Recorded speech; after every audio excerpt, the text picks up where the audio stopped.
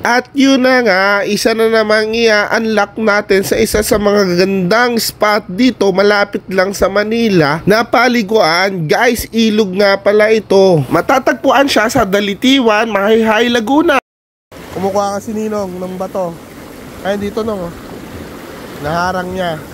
Ito. Go! Yan. Kaya ngayon hanggang dibdib na siya, guys. Malalim pa. Oh, enjoy na si Ron Haley. Pero ayos na yan. Oh. Ganda oh. Napakalinaw. Oh. So, ayun nga, meron silang parking lot dito sa baba, pero pag puno sila kada Sabado, Linggo, minsan nandun sa taas. Tapos, pero naman silang jeep na maghahakot ng gamit nyo.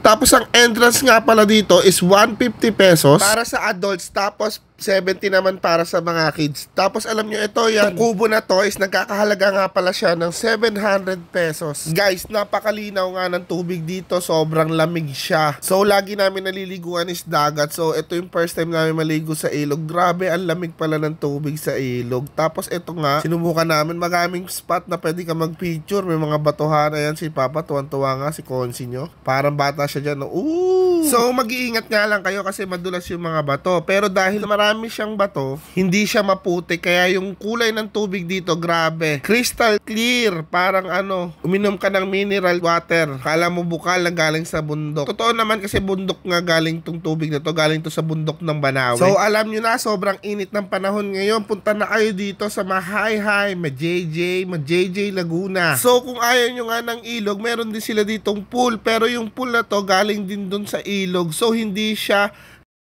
pool na may chlorine. So, yung fresh water from the river, binutas nila doon sa gilid, pumapasok dito sa ginawa nilang pool. Kaya nga ganyan ang kulay niya. Kulay ilog din siya. So, napakalamig niyan. Para kung gusto mo ng medyo malalim, tas medyo panatag, ayaw mo nung rumaragasa, dito ka sa pool maligo. So, ito nga, naligo na nga yung ninang niyo kasama yung mama niya. So, lamig na lamig siya dyan.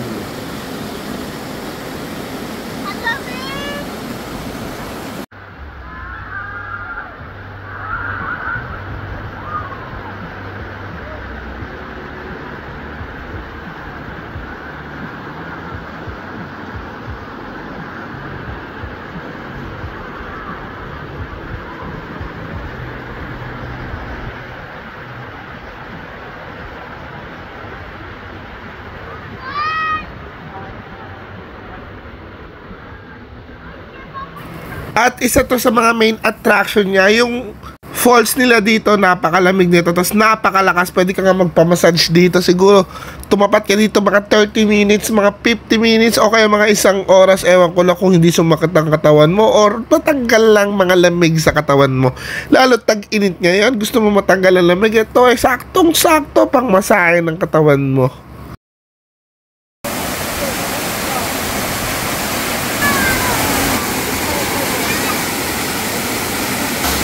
Yan.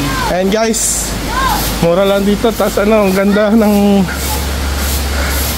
tanawin. Grabe.